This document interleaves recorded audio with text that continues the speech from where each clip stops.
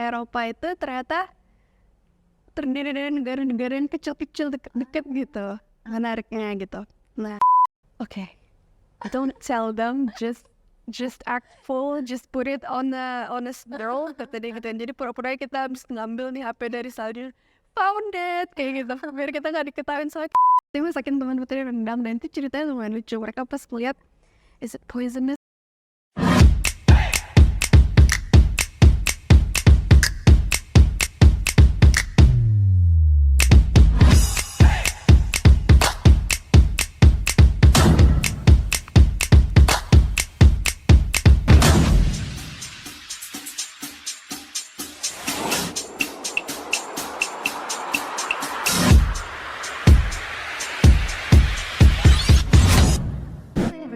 Assalamualaikum warahmatullahi wabarakatuh. Sekarang kita ada di episode 2. Kalau di episode 1 kita kedatangan Denny Friska membahas tentang magang independen, magang bersertifikat. Sekarang kita kedatangan alumni ISMA, Putri Lin Komertar. Halo. Halo Putri, apa kabar? Baik. Oke, jadi kita hari ini bakal bahas seputar ISMA. Itu mulai dari tahap persiapan, lolos, pengalaman di sana, sampai nanti kesan-kesan yang Putri dapat dari ISMA. Oke. Nah, sebenarnya kita mulai dari sini. Sebenarnya ISMA itu apa sih, Put? Oke, jadi ISMA itu salah satu program beasiswa kampus Merdeka yang dicanangkan pemerintah, dan ISMA itu yang waktu itu aku ikuti ya, sekarang udah ada co-funding. ISMA itu fully funded, jadi dari awal itu aku nggak keluarin biaya sepeser pun. Beasiswanya worth it banget, dan itu internasional karena Indonesian International Student Mobility Awards. Jadi kita mahasiswa Indonesia akan diseleksi di beasiswa ISMA ini, dan akan diberangkatkan ke kampus tujuan kita. Kita mau kemana kita pilih. Sistemnya kayak SBMPTN, kita pilih kampusnya sendiri. Di kampus. Iya, betul. Dan kebetulan Putri ini lulusan ISMA Ceko. Iya, Republik Ceko. Republik Ceko. Universitasnya Palacký University. Aku pakai hari ini bajunya. Dipakai baju. Ya. Gimana sih itu Putri dapat informasi, oh ada program namanya ISMA nih gitu. Terus kenapa dari sekian banyak negara kenapa memilih Ceko? Oke, jadi awalnya aku tuh tahu ISMA dari Bu Eva yang waktu itu masih menjabat sebagai kajur. Nah, kita beruntung nih anak bahasa Inggris UNP, karena jurusan itu sangat-sangat mendukung program ISMA ini ya, sangat mensupport kita mahasiswa-mahasiswanya untuk bisa dimudahkan dalam proses lulus ISMA gitu. Mulai dari info-info pendaftaran, syarat-syarat itu sudah disebarluaskan oleh jurusan pada saat itu. Dan pada saat ISMA ini kan salah satu syaratnya minimal semester 4 yang mendaftarnya gitu. Jadi saat itu Putri kalau nggak salah masih semester 3 apa 2 ya Putri tahunnya gitu kan. Nah, dan itu pada tahun itu 2021 itu ISMA kan baru diluncurkan. Dan Putri waktu itu belum cukup semester untuk mengikuti ISMA. Jadi Putri masih punya waktu buat persiapan lebih jauh. Nah, tapi senior Putri saat itu Kak Vina namanya, Putri kenal beliau di debat karena kita sama-sama anak debat. Ternyata beliau itu ikut ISMA pada tahun itu, pada semester itu karena semesternya sudah mencukupi. Nah, dan saat itu kita lagi hibrid-hibridnya tuh, Pak. Jadi iya. Baru-baru ada info, oke kita udah boleh kuliah offline tapi masih hybrid gitu di Padang. Jadi Putri belum ada kos kan waktu itu di Padang. Ngineplah di rumah Kak Vina, di kos Kak Vina. Terus di situ Putri lihat, udah ada koper gede warna biru. Kak Vina mau kemana? Putri bilang. Terus aku ikut ISMA, bentar lagi aku Ceko gini. Nah dari situlah akhirnya Putri ulik-ulik, oh ISMA itu gini, oh ini yang waktu itu dibilang Mem Eva programnya baru ya gitu kan. Terus kenapa pilih Ceko, karena influence dari Kak Vina juga, dan Putri udah survei juga kampusnya gimana. Kampusnya Royal, alhamdulillah dapet kampus yang Royal. Udah gitu di Eropa, jadi kemungkinan untuk Europe Tour itu ada, gitu kan. Terus apalagi ya, kampusnya juga bagus dan mereka punya departemen bahasa Indonesia di sana. Jadi Putri tertarik banget untuk memilih kampus Palatsky University itu. Ini nggak sih, susah nggak sih buat persyaratan-persyaratan untuk daftarnya, terus tahapan-tahapannya susah dijalani kah atau gimana? Menurut Putri sebenarnya persyaratannya nggak semuluk-muluk itu, nggak sesulit itu gitu. Jadi yang seperti Putri bilang tadi, persyaratan daftar ISMA itu untuk mahasiswa tingkat semester 4 ke atas, 4, 5, 6 gitu ya. Dan masih mahasiswa aktif, belum pernah mengajukan cuti dan sebagainya, IPK minimal 3, bisa lah ya. Bisa lah kan, IPK minimal 3, tapi karena kita kan posisinya bersaing, jadi kita misalkan karena batas IPK-nya 3, kita jangan mata-mata kita IPK 3,1 terus kita kayak kan udah 3,1, kalau bisa kita tinggiin aja gitu kan, kita bersaing kan sama pesaing lain. Udah gitu maksimal umur 23 tahun kalau Putri nggak salah. Dan kita mengajukan sertifikat kemampuan berbahasa Inggris. Jadi itu bisa ada 3 pilihan ya Pak. Ada TOEFL, IBT itu skor minimalnya 78. Ada IELTS, itu skor minimumnya 6. Dan Duolingo English Test, itu skor minimalnya 100. Ada 3 ya? Ada 3 pilihan. Nah, tapi yang perlu diingat, kita harus cari tahu kampus tujuan kita itu menerima tes berbahasa Inggris jenis apa gitu.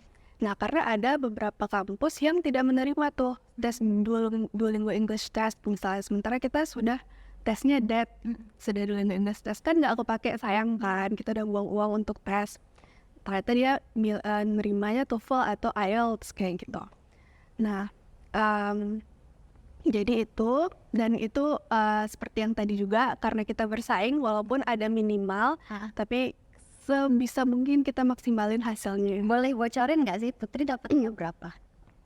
Putri kalau nggak salah, Putri ngambilnya Duolingo English Test by the way, karena setelah banyak pertimbangan, itu yang paling pertama harganya affordable, terus menurut Putri lebih praktis yang Duolingo karena keluar hasil tesnya juga cepat kayak gitu-gitu. Nah, Putri dapetnya kalau nggak salah waktu itu 235. Ya, skornya kalau nggak salah. Ya, Menarik ya. Tadi Putri juga mention tour Eropa. Emang di sana juga ada jalan-jalannya ya? Nah, ya jadi Eropa itu ternyata terdiri dari negara-negara yang kecil-kecil deket-deket gitu, menariknya gitu. Nah, jadi dan karena kita di Eropa ya waktu itu di Ceko gitu kan, kita mau jalan-jalan ke negara sekitar itu nggak harus urus-urus visa lagi atau gimana, ya udah bisa by train, bisa by plane.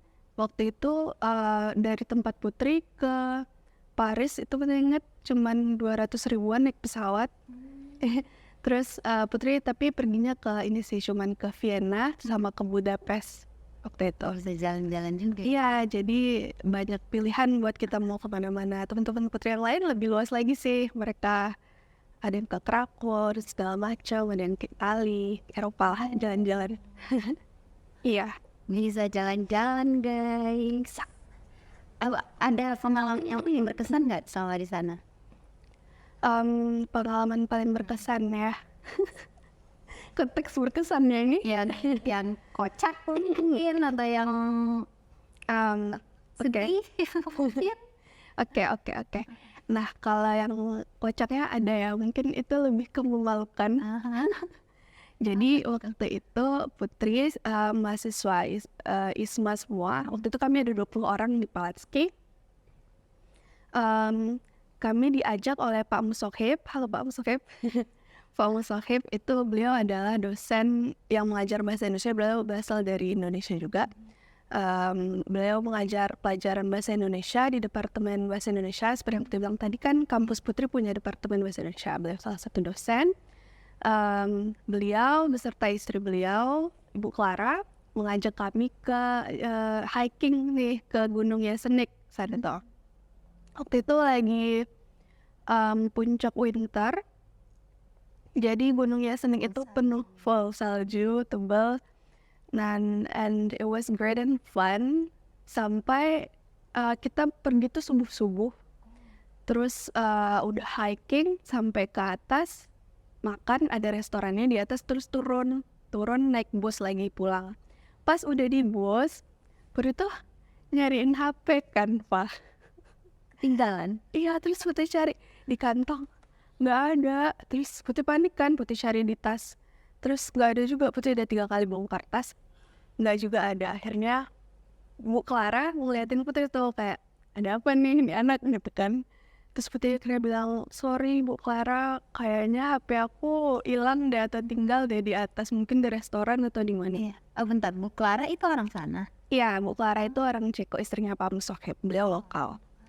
Nah, akhirnya untungnya Bu Clara waktu itu bawa temennya yang bawa mobil pribadi. Kan kalau bus kita nggak bisa sembarang berhenti ya. Jadi Putri turunlah dan numpang di mobil pribadi teman-temannya Ibu Clara yang sangat baik hati ini. Naik lagi kami ke atas buat mencari jejak di mana HP itu mungkin berada ya kan. Putri dalam hati udah kayak, ya udah deh kalau hilang kayak gitu. Kita cari-cari karena itu saljunya lumayan tebel kan. Putri cari, tadi Putri mainnya di mana, Putri masuk lagi ke restoran, tadi duduknya kemana, tadi Putri ke toilet, cari ulang, nggak juga ketemu. Nanya-nanya sama supir truk sekitar situ, nggak ada yang tahu. Akhirnya Putri capek, Putri gini, kok keras ini aku. Ternyata di dalam kantong celana. Dan waktu itu temennya Ibu Clara ini namanya Lenka ya kan. Lenka itu bilang, okay, don't tell them, just act full, just put it on a spiral, kata dia gitu. Jadi pura-pura kita habis ngambil nih HP dari salju, found it, kayak gitu. Biar kita nggak diketahuin, soalnya kita udah muter-muter lama banget di situ. Lebih malu diliatin. Lebih malu. Dan itu malunya lebih ini sih nyusahin ya. Oke, emang orang sana baik-baik ya? Baik-baik. In some cases ada memang yang rasis. Ya karena kultur kita beda kan. Betul. Ada yang rasis, masih ada kan bisa di sana. Masih. Kalau Putri sendiri sebenarnya nggak dibandingkan sama seneng-senengnya, banyakan senengnya. Cuman ya di beberapa kesempatan ada kan, dan memang di sana itu yang rasis lebih ke yang usia tua, oma-oma, opa-opa gitu. Jadi Putri sendiri ngalaminnya lebih ke pernah waktu belanja di supermarket, terus tas Putri tuh diperiksa sama security gitu. Waktu itu mungkin Putri karena berjilbab juga. Maksudnya cuma Putri yang diperiksa? Ya. Hanya karena berhijab. Maybe, I don't know, mungkin dia lihat Putri juga orang asing gitu. Nah itu sih, terus setelah dijelaskan sama teman Putri yang orang Ceko yang belajar bahasa Indonesia gitu, namanya Bianca, ke security itu baru dia kayak, oh ya udah dilepasin akhirnya. Tapi ya itu sih, cuman ya adalah duka-dukanya dikit gitu, tapi Nggak semua orang ya. enggak. Dan oh ya, tadi Putri ketinggalan deh, Pak. Tadi kan Putri bilang syarat-syaratnya udah semua tuh. Ini salah satu lagi, bikin esai. Esai. Ya, esai. Apa itu? Ya, jadi kalau kita mau kumpulin dokumen-dokumen untuk ISMA, Ya. dokumennya kan banyak ya. Ada surat rekomendasi lah, apa, segala macam, surat kesehatan. Salah satu yang kita kumpulin tuh esai. Dan itu penting banget. Esainya sebisa mungkin teman-teman yang mau daftar itu dicicil sedikit demi sedikit, karena jangan sampai bikin esainya itu terburu-buru sehingga mungkin hasilnya tidak maksimal dan tidak orisinal, mungkin banyak kopas sana sini kan. Jadi jangan sampai, karena esai ini berperan penting buat penilaian nanti. Jadi esai yang waktu Putri waktu itu masih ditanya, ada 4 pertanyaan. Pertanyaannya yang nomor pertama itu kalau nggak salah, berapa GPA atau IP dan prestasi akademik dan non akademik. Terus kemudian pertanyaannya, waktu udah di sana apa yang jadi tujuan kita gitu, gimana cara kita mingle sama locals. Jadi kita bercerita gitu ya tentang diri. Nah, jadi di essay itu yang kedua itu kita mingle. Pertanyaannya gimana kita mingle sama the locals, community apa yang mungkin bakal kita buat, gimana cara kita memperkenalkan Indonesia. Jadi itu lebih personal, misalkan melalui masakan, kita masakin teman kita rendang, Putri masakin teman Putri rendang, dan itu ceritanya lumayan lucu. Mereka pas lihat is it poisonous karena mungkin warnanya ya hitam gitu kan. Putri beli bumbu rendang dari sini ya kan, jadi kalau rendangnya yang asli orang Minang lebih hitam gitu ya kan. Nah, Putri pas ngasih ini dan pas mereka nyoba udah kita get more gitu, ternyata ketagihan ya Bu. Ya. Nah, terus kemudian pertanyaan lain itu seperti struggle apa yang kita udah alami selama kita kuliah. Nah, saran Putri pas buat di bagian sini itu kita harus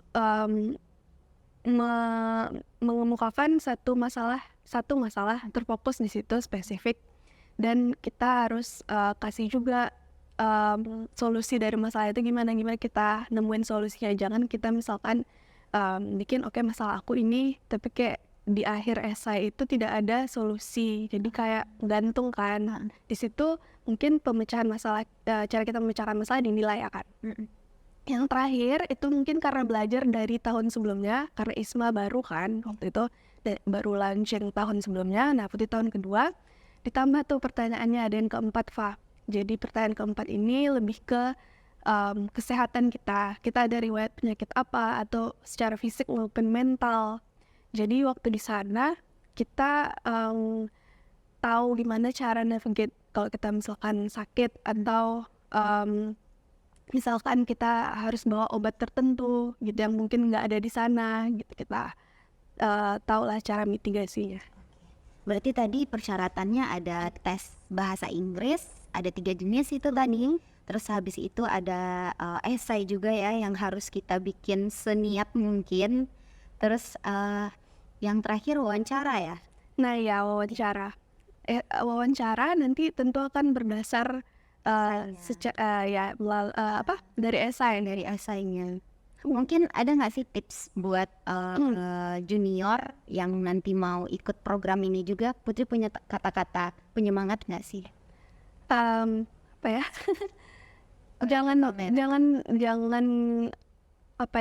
jangan minder, walaupun ada ini ya, kayak ada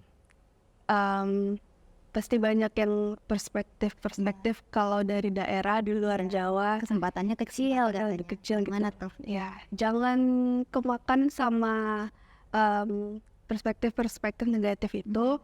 Percaya aja gitu, lakuin sebisa kita, dan biar nggak jatuh banget gitu, kita tuh jangan ekspektasi setinggi harus lulus banget kayak gitu. Jangan, kayak lakuin aja sebisanya, terus let God do the rest. Lakuin semaksimal kita, dan kalau memang kita itu bagus dan emang udah takdir kita kepilih seleksi, semua mau ada ordal mau apa segala macam, nggak akan ini ya. Jadi yang penting teman-teman tetap cari-cari informasi, terutama tentang kampus yang teman-teman mau Yang kampus target. tuju ya, host university-nya. Cari di situ ya itu tadi, terutama mereka menerima tes bahasa Inggris apa Jenis ya. bahasa. Dan salah satu tips juga biar lolos, cari kampus yang nggak setinggi itu gitu, maksudnya nggak sebanyak itu peminatnya. Karena semakin banyak peminat, semakin kecil kan peluang kita lolos gitu. Harus pandai-pandai atur strateginya juga. Ya, nah waktu itu Putri milih Palatski karena peminatnya belum sebanyak itu juga. Tapi tahun kemarin udah banyak juga ternyata peminat Palatski. Kalau yang waktu itu juga Korean University itu banyak banget peminatnya. Yang kayak gitu-gitu. Jadi kita harus juga bisa strategis kan menentukan host university kita di mana gitu. Terus ya main-main di situ. Oke. Jadi harus persiapannya tuh harus matang, kalian juga harus riset dulu semua persyaratan dan terutama dari kampus hostnya tadi.